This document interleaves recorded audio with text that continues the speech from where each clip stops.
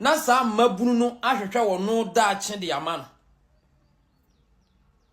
na wono nya daache na wo pani wi a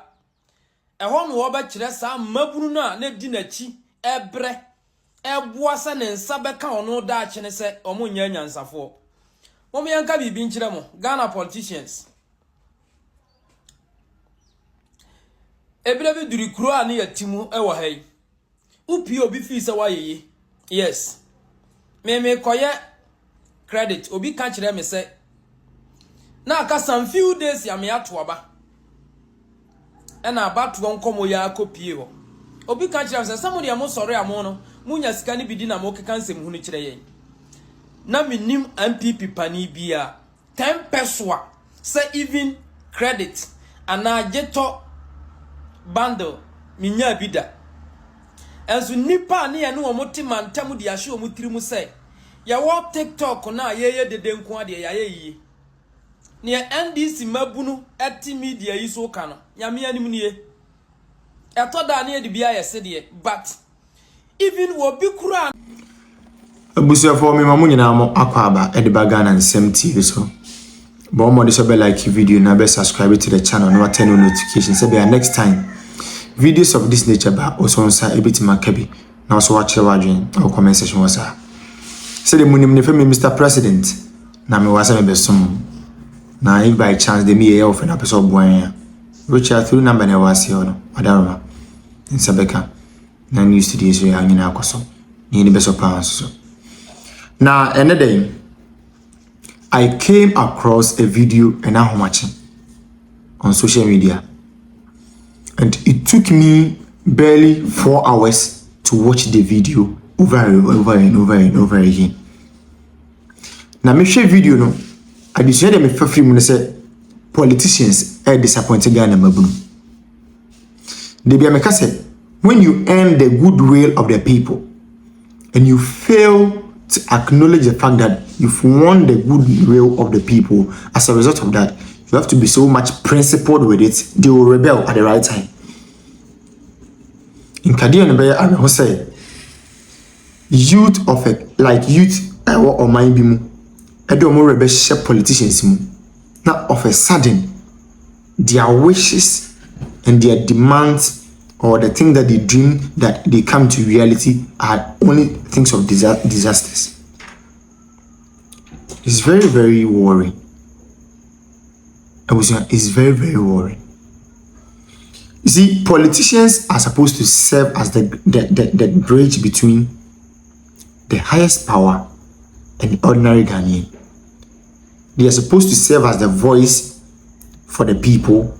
They're supposed to serve as the bridge between the people and the highest authority. But recently, the understanding, the analogy behind politicians, the things they are supposed to do in order, it's gradually shifting to personal interest. It's the first thing that because will be a politician now, honorable, the word honorable ne carry weight. But then if you are confronting a Ghanaian youth, no one is very careful. The word politician alone, because the narrative and forward about politicians it's not even changing for good, it's changing for bad. It's very, very bad. Politicians are gradually discerning the trust Ghanaians have for them. And I say we are campaign season drew up. So the end is for buy a fee campaign magana for Jomudi man who say, hey, you and another go for the day. Says the Sunni Paboni they be mad. And then gradually the narratives are changing. And I made it not because I made Pebonia mobile, but a quite more fast so a Regr3t evil narrative and the bank of front. Then you're quite papa so. Now my own coin try and be true. Na Ghana mabuni bi akasa na uti omo hawa ayareho wa hwekura isuni epusa kura becho. So that's that ebimu we say the vengeance of the Lord should come on some people. It's very serious. Ebusu bi na me Regr3t number timo me enko ne enko video number. na saa mabunu no ahwehwe wono daache de ama na onu nya daache na wo pani wi a ehon wo ba kire saa mabunu na na di nachi ebre eboa sa ne nsa beka ono daache ne se omo nya nyansafo mo yanka bibi nkire mo Ghana politicians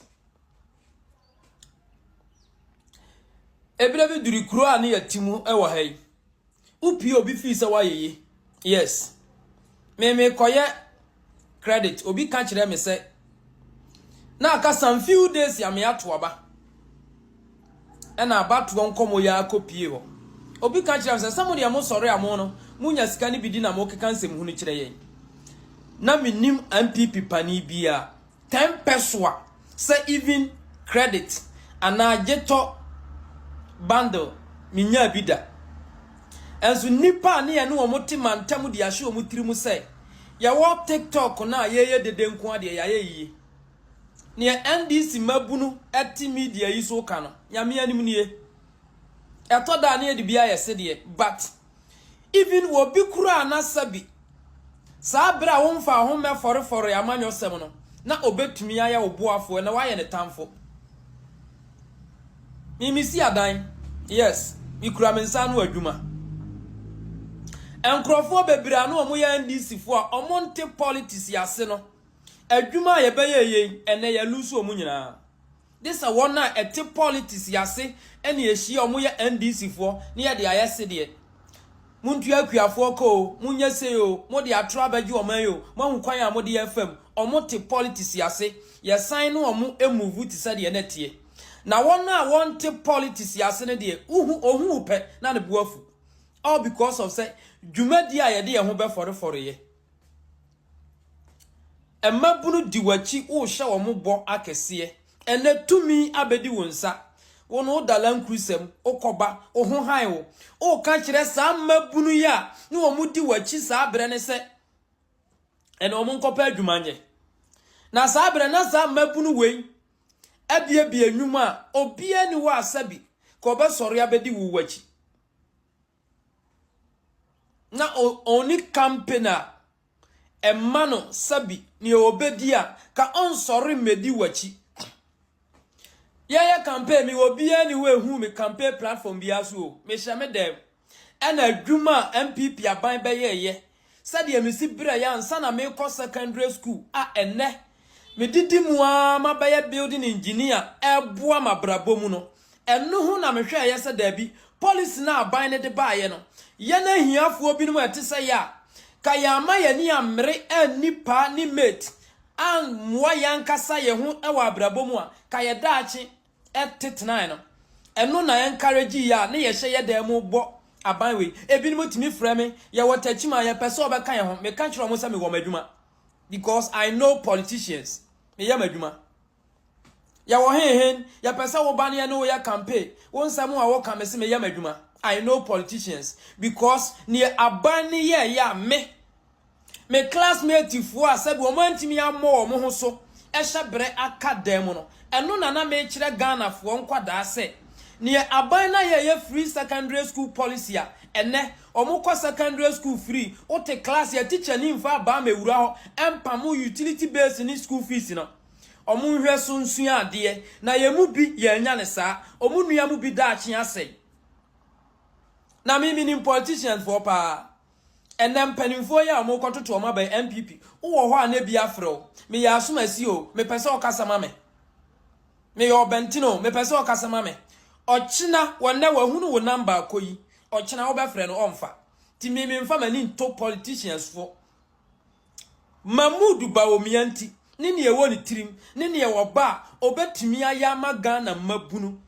na sabi ebi asome wo fa asibi menua bi so no enu nti na me preach sansem wo yo enya politician bi a wo no wo bepa opposition adie echina me frɛ wo a wo mfa nya wo nti na me wo ha wan asama akwa we kika emabunu nkopa adwumanye omo sori omo TikTok sa TikTok we na mabunu we tena so a eye campaign ma wo NDC ene hwe wono maami aberewa bia ye ko ne yakope business class eyi bia tena adwodwo ye ho ye kodi 70% ne ye de 30 na mamo mo de mo nka enkwada we na nka osa mo de mu yo sa na o ma bi sei na omakoma to omoyam dabi ene monya tumi awie obia ma ne ho so a ogina baabi a oka de ope e kire NDC TikTokers ye nyina ya disua de ma yen yes ye nyina ya disua de e ma yen me say enya wa adwene se sabi o de won se o damini fam na aban bia ba no abeye tam bo wo ho so if se aban ni dwumadi a wohunu se oba obedi wonua kuma bi obabi wo faase bi ebe so no emom politics eya adwenkire utimi kire wadwene na emom se wo de wo ho to nkrofo we su no wan hwe ye obanu madurawu because omunye ni papa onwa asem a woka ene wanya tumi na anu mi hu Malik Basintali na enkrofo bi atwa ne ho ahia sanya security na ne wo ho a nkomo bo no utimi koto moto baako na usisu almost 3.something billion moto BM4 moto ebiburu 2 billion na wote so waf mayafa wasesa nkrofo we eye adwuma untu yomoka mamu politicians ti mabunu amu okuro yi mu enya bibia nti o aban oba ya nhyehyeye na noma wodi begu akwam ubenya so mfaso enu nti na ne yeka baomia onya bofo anu obema yenkwa nemmom enoma Ghana nya no as a vice president ne wodi gu akwam ene obitine dem electricity power ene mobile money interoperability sa wonkoya yi utifie yi sika ewa wa council mu nuoma bi a wamamu aye simple amayen ne nuoma bi onam ni nyansa so ye maame no mu ewo kuro nketuam true drone enne ne ekoso enunti ene ye preach nya bibia nti university ni a wo be wie school aka ofana yi a na wo bose adaya wo se aban ne so oba every Friday bi a obeche yogurt to amai look at all this asa crash ya wo te classroom we sua de so onsa entinya bibia NDC ye huye na fei ye medi hu nkomo Sam George, come, let's pray for you. Let me pray for you. Elder Honorable Sam George, come, let's pray for you. Let me pray for you. Sorry, I mean, can we? And so, I am not speaking to them as men of God. I am speaking to the message, the conversation they generated in the run-up to election 2024. As someone who can, and a million as no, and young woman in Pebia, and now somebody want as Namia Sofo, and I will pay menu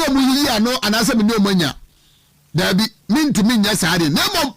As someone who can, a so AddoDee, and a more mutu ye, and a nay.